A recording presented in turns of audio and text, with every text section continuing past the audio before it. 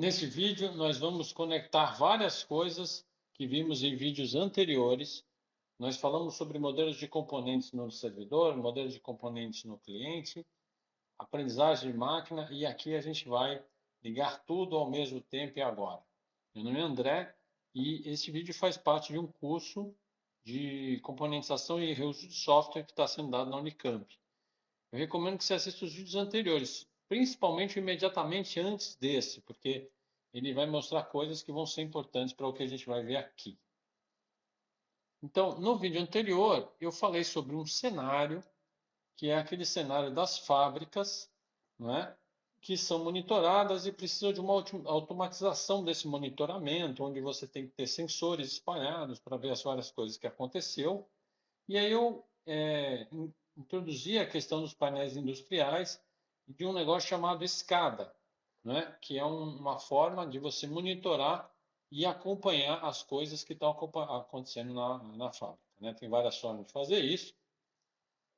E no vídeo anterior a esse, nesses endereços, a gente criou um laboratório em que a gente construiu um modelozinho, né?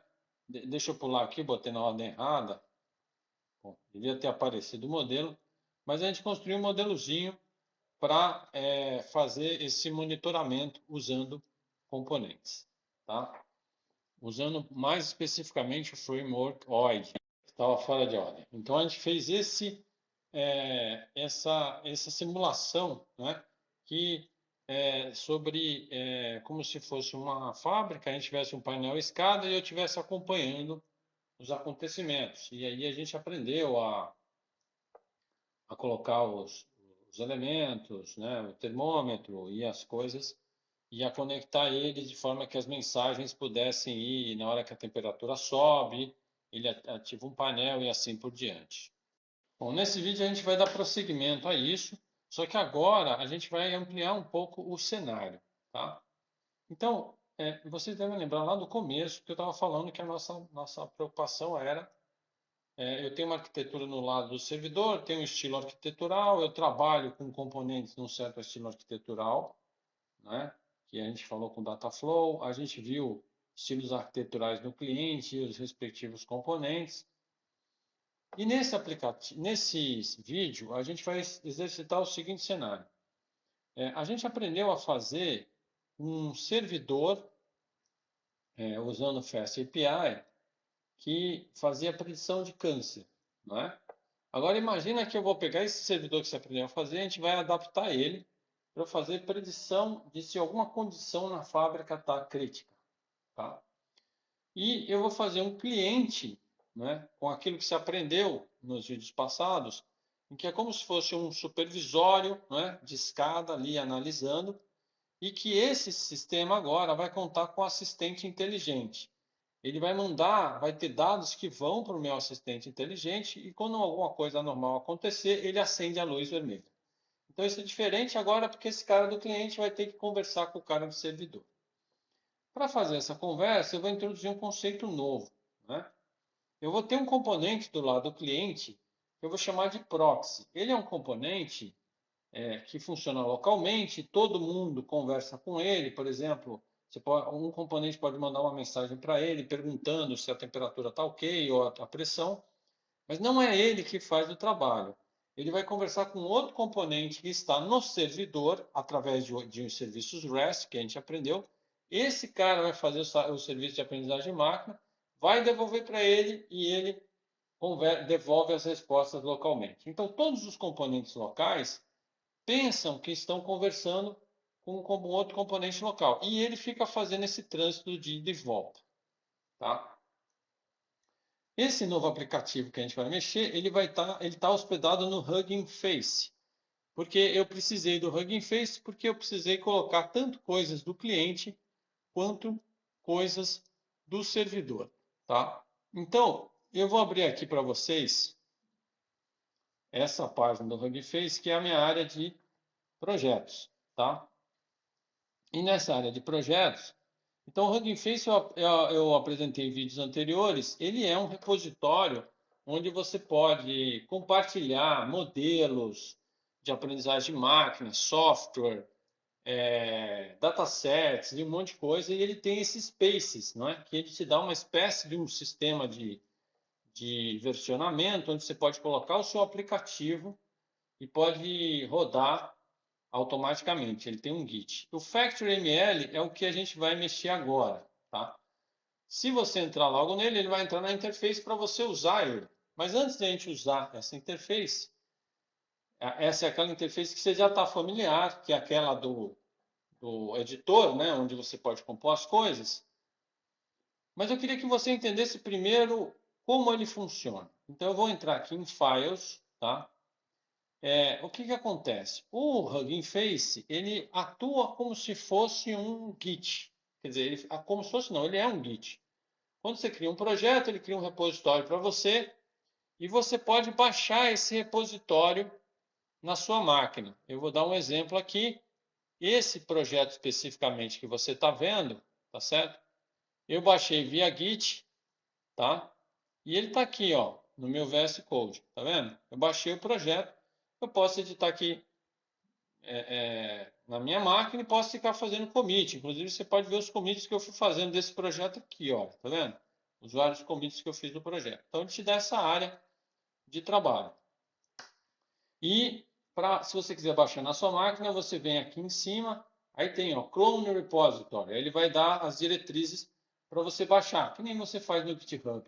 Você pode duplicar esse espaço para você ter uma cópia para você e poder mexer, já que isso aqui é público. O que tem aqui nesse projeto? Bom, esse projeto ele é composto de uma pasta que eu chamei de app, tá vendo aqui? Essa pasta app, ela vai ter o aplicativo escrito para Fast API. Então, se você assistiu o meu vídeo Fast API, eu fiz um servidor de predição de câncer. Isso aqui é uma adaptação daquilo. Eu peguei e dei uma adaptada e você vai perceber o seguinte. Tinha o Cancer Predictor que eu transformei nesse Factory Predictor. Ele é um componente, né, escrito em Java, desculpa, em Python, né? E no de lá tinha o treinamento e você podia fazer, depois do treinamento, você podia pedir para ele predizer se uma célula com certas características tinha câncer ou não. Esse cara aqui também funciona assim, se você quiser, não é? Se você entrar nesse endereço, eu vou colocar esse endereço depois no slide também, tá? Eu vou colocar esse endereço no slide, que é o endereço da documentação. Se você entrar nesse endereço, ele vai rodar o Fast API do jeito que você viu lá no meu vídeo. E aí você vai ver como ele funciona, tá certo? Deixa eu colocar isso lá no slide, porque eu vou deixar disponível aqui nesse slide se você quiser depois acessar esse carinha, tá?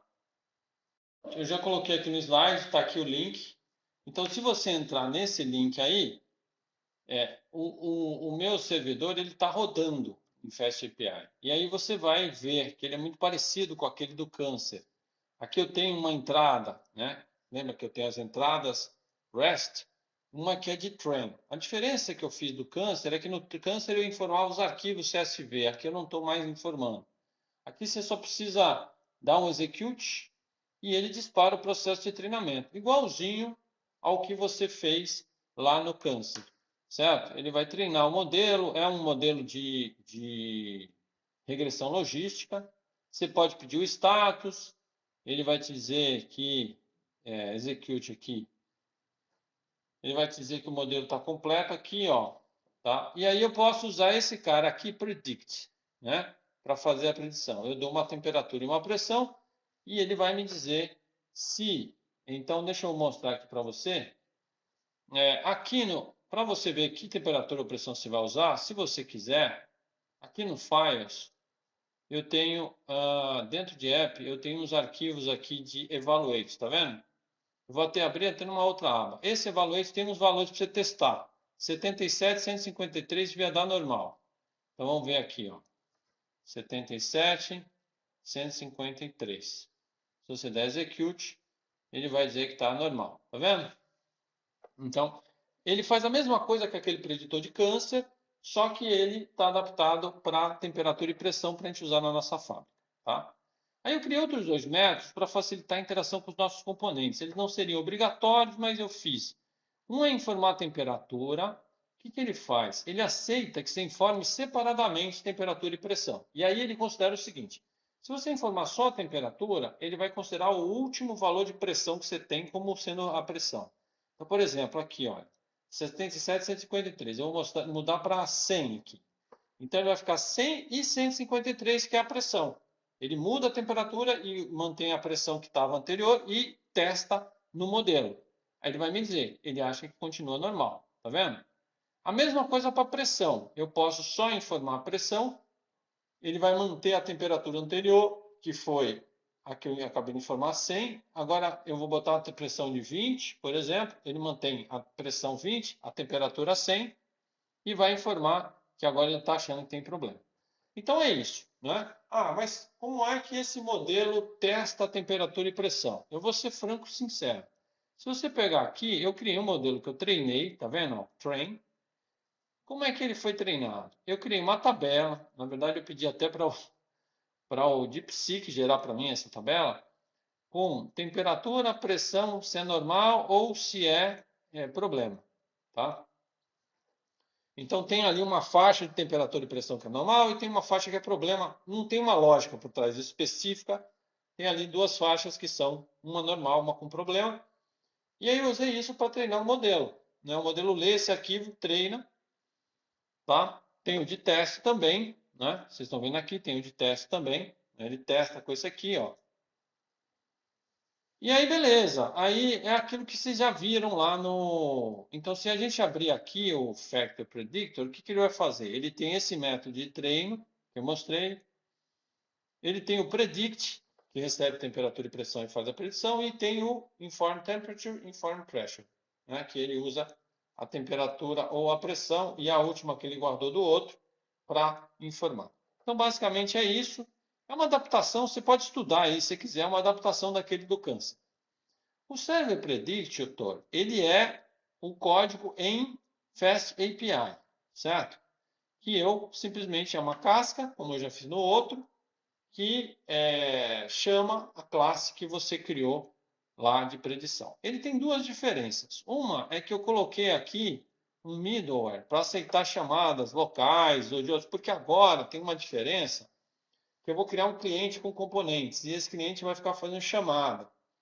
E aí existe um sistema de segurança que é CORS, que é um sistema que evita chamada cruzada por questão de segurança. Aí você tem que dar umas autorizações para ele conseguir chamar, tá? Eu não vou entrar em detalhes, depois você pode dar uma estudada nisso. A outra coisa que eu fiz é o seguinte. Você lembra que quando você chama o servidor, a gente acabava entrando no FSP, a gente acabava entrando no Docs para poder ver a documentação e chamar, mas não tinha mais nada. Agora eu quero que ele faça alguma coisa quando você entra na página inicial, né? Que é o barra, tá vendo? Se você entrar no barra, o que ele faz? Ele redireciona para o editor, que é aquele editor. Onde está o editor? Essa é uma questão interessante. Então, aqui, então você está vendo que ele está redirecionando para uma pasta Static Editor. Eu vou te mostrar aqui.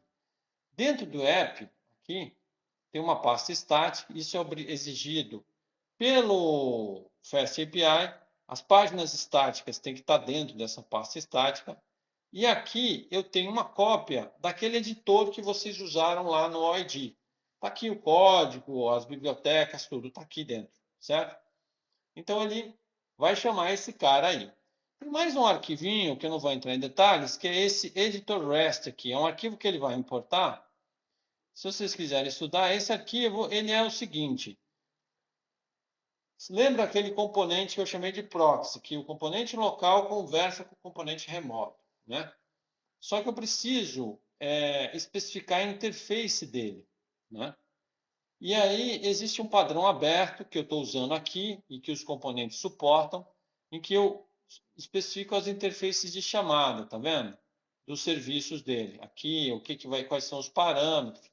E esse arquivo ele vai fazer a ponte entre o componente local e o componente remoto, certo? Bom, então é isso. Aí, como é que funciona o negócio? você vai ver aqui nos arquivos, espera aí, deixa eu voltar para os arquivos, que tem um Dockerfile, tá vendo? Esse Dockerfile, o que que ele vai fazer? Ele é um Dockerfile que vai montar essa máquina para rodar o seu aplicativo, né? Então, o que que ele faz? Ele parte da versão 3.9 do Python, ele cria um usuário e ele instala o requirements, né? Então, tem um arquivo requirements aqui, ó, que tem tudo que eu preciso, né, para o meu servidor. FastAPI, o Vicorn, Panda, Scikit-learn. E aí depois eu tenho nesse Dockerfile, eu instalo os requirements nessa linha aqui, e finalmente ele chama a minha aplicação e expõe essa aplicação numa porta. É isso, tá? E é isso que acontece aqui. Quando você vem para cá, ele faz exatamente isso. Ele está pegando aquele static, chamando, trazendo para cá e botando a aplicação aqui na minha tela. Esse é aquele mesmo ambiente que você usou, tem as mesmas funcionalidades. O que eu vou fazer agora é que eu vou pegar um arquivo preparado. Onde é que você vai achar esse arquivo? Se você entrar aqui em Files e descer aqui em App e Static, você vai ver aqui em Gallery esse arquivo, se chama factoryai.html, né? É esse arquivo que eu vou mexer aqui agora, certo? O que eu vou fazer com esse arquivo? Então, vocês já estão acostumados com isso. Esse arquivo, ele tem uma composição já preparada, já está pronta para ser usada, né? Então, ele está aqui, ó. Vou arrastar para cá, né? Vocês estão acostumados com isso. Aí ele trouxe uma composição aqui que está rodando, tá vendo? Que é uma fábricazinha que a gente vai começar a brincar com ela, certo? Então, deixa eu mostrar nos slides como é que essa fábrica está organizada agora. Então, como eu falei para vocês, existe um componente nessa composição que eu vou chamar de proxy. Ele faz o papel de uma espécie de duplicata, twin, né? Hoje em dia está na moda o twin, né? Digital twin. Ele é uma duplicata do servidor e ele vai receber as requisições de todos os componentes locais e fica repassando para o servidor a solicitação e devolve para os componentes a resposta. Então, ele é um proxy mesmo, tá? E você vai ver que vários componentes vão conversar com ele, certo? Deixa eu mostrar onde é que ele está aqui. Ele não aparece visualmente, certo? Então, vocês têm que prestar atenção nisso. Ele não aparece visualmente. Mas se você vier aqui, ó, você vai ver que tem aqui o mlproxy. Tá vendo aqui embaixo? Aqui embaixo. Então, aí você lembra que se você clicar em Code aqui em cima, ele vai mostrar o código do componente aqui, ó. Tá vendo?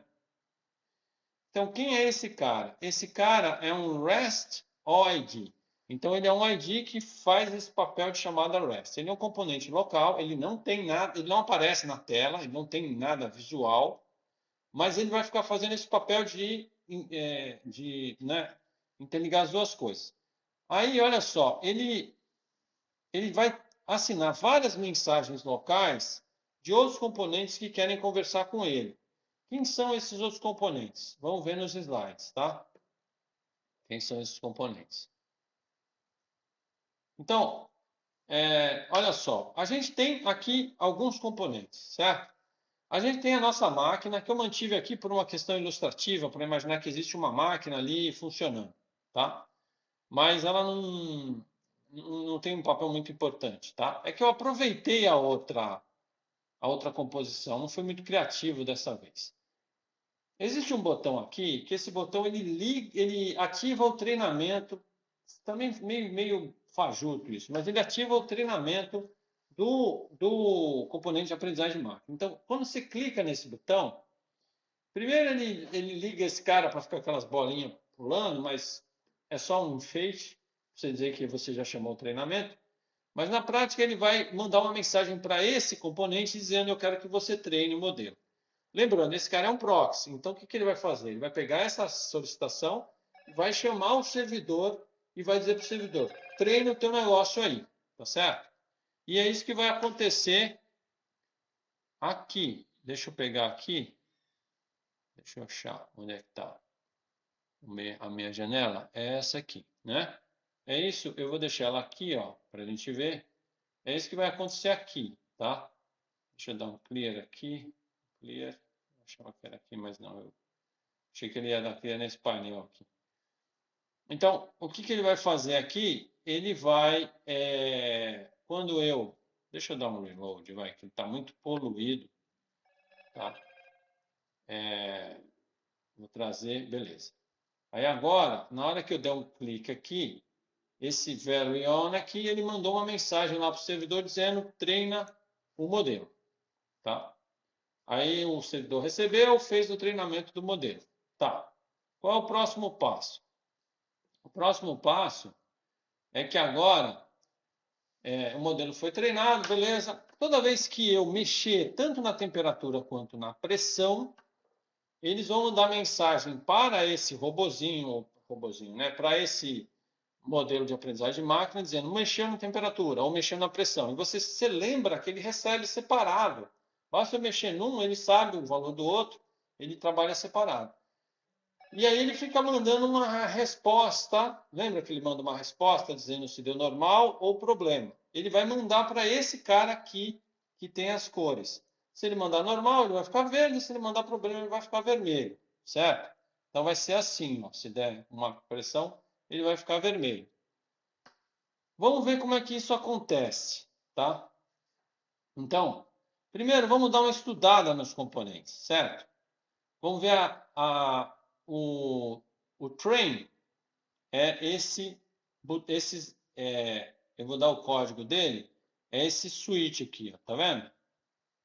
Então o switch, presta atenção, quando você clica no on dele, ele chama o train, tá? Aí, vamos ver como é que o componente machine learning reage a isso. Eu fiz render sem querer, code. Como é que o modelo de machine learning reage a isso, tá?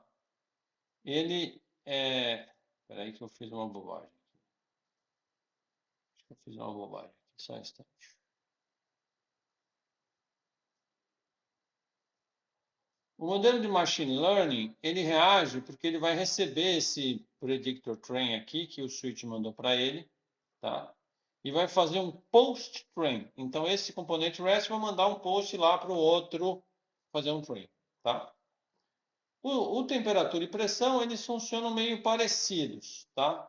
Então, o temperatura está aqui, ó. Se eu der o código, ele veio com o div dele, preciso ajustar isso, mas ele manda uma mensagem dizendo, olha, predictor temperature, avisando o preditor que ele mudou a temperatura.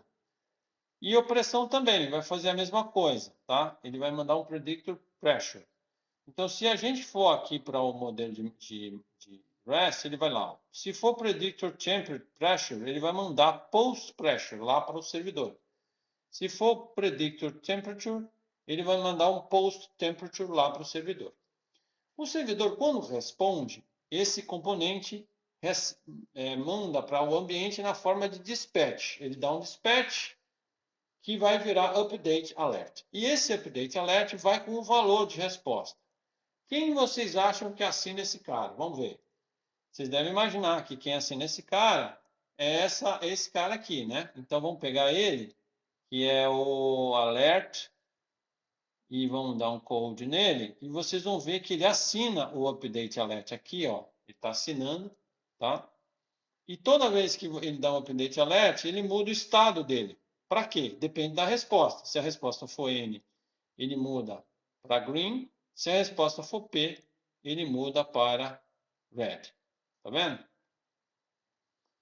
Tem uma cor também que eu acho que eu não usei aqui, que é yellow, que você pode usar. Vai ter uma tarefa no final. Se você botar light yellow, eu acho que ele mostra yellow. Você vai precisar fazer isso, tá? Então, eu acho que vocês estão entendendo como é que funciona, né? Sempre que eu mudar a temperatura e pressão agora, ele vai mandar, ó. Tá vendo que ele ficou vermelho? É porque o servidor lá falou, ó, tem alguma coisa errada, tá vendo? Ele ficou vermelho, tá? Mas esse aqui, aí ele voltou a ficar verde, tá vendo? Porque ele está recebendo uma resposta lá do servidor, ó, ele mostra aqui, ó, P. Então, o que ele está fazendo? Ele está mandando lá para o servidor do Hugging Face, recebe a análise e atualiza o LED. Então, como é que está funcionando o nosso sistema, né, nosso modelo simplificado de supervisório. Ele tem um componente de machine learning que está no meio do circuito, assinou o circuito, está monitorando o que está acontecendo, né? E aí ele foi treinado para, se alguma coisa deu errado, ele diz, opa, ele foi treinado para isso, opa, deu errado. Note que nesse caso, eu até usei um modelo muito simples de regressão logística, mas que num sistema como esse, que eu tenho que ficar monitorando em tempo real, talvez não seja ruim ter um modelo simples, ao invés de ter um modelo muito pesado, que vai ser difícil de fazer o monitoramento em tempo real. Então, até que nesse caso, a simplificação vem a calhar, certo? Então, é isso que o modelo faz, tá? O que a gente viu, então, é que, né, só resumindo, agora fazendo um fechamento, a gente viu que a gente fez um cliente usando aquela tecnologia de Web Components, mais especificamente o ID, e eles fazem esse monitoramento, né, e vão dando alerta se a temperatura e a pressão estão fora da faixa. Para isso, eles se comunicam com um componente local que funciona como proxy, que vai conversar com o componente no servidor. Esse componente do servidor, por sua vez, ele é um componente de machine learning que ele vai fazer, toda vez que ele receber os dados, ele vai verificar se está fora ou não da predição, a predição é boa ou não, e manda essa resposta para o cliente que vai atualizar o estado dele. Nos próximos vídeos, a gente vai fazer uma reflexão e um estudo de como as arquiteturas elas afetam não, as arquiteturas não. Espera aí. O negócio a gente vai ver como as formas de acoplamento e alguns estilos arquiteturais, orientado à mensagem, à conexão, eles refletem, né, ele tem certas características que são importantes nas arquiteturas. Então, a gente vai ver daqui para frente, a gente vai fazer uma reflexão, olhar todo esse monte de coisas práticas que a gente fez e se perguntar assim, em que momento é interessante um acoplamento fraco, como é que ele funciona e essa questão da orientação a mensagens. Em que momento é interessante um acoplamento forte e orientado a conexões? A gente viu no servidor, a gente fez um acoplamento forte, porque a gente tem um sistema que tinha que funcionar talvez ali muito rápido, muito casado para a parte de machine learning. No cliente, a gente teve aquela história dos eventos, então é um acoplamento mais fraco orientado a mensagens, tá certo? Então, os próximos vídeos vão trabalhar nessa direção. Eles eventualmente vão mencionar também o contexto de comida que eu tratei antes, mas a mesma coisa vai valer igualzinho para os problemas que a gente tem visto nessa semana. A gente ainda tem uma tarefa, tá certo? Que vocês têm que desenvolver, e essa tarefa, ela tá descrita aqui, certo? Você tem que fazer o quê? Você tem que duplicar o meu projeto lá no Hugging Face, certo? E depois de duplicar o meu projeto no Hugging Face, você vai mudar o modelo de predição, tá? Para outro modelo de sua escolha. Você escolhe qualquer um. Você vai fazer isso lá no Python, né? E ao invés de ter 2 resultados no client, eu quero que tenha 3. O normal, o em alerta, que é como se fosse um estado intermediário, você pode botar ali um amarelo, e o problema, tá certo? E aí as cores, tem que ter 3 cores. Lembra que já tem LED amarelo também, então você pode acrescentar isso. Então essa vai ser a tarefa. Valeu, gente.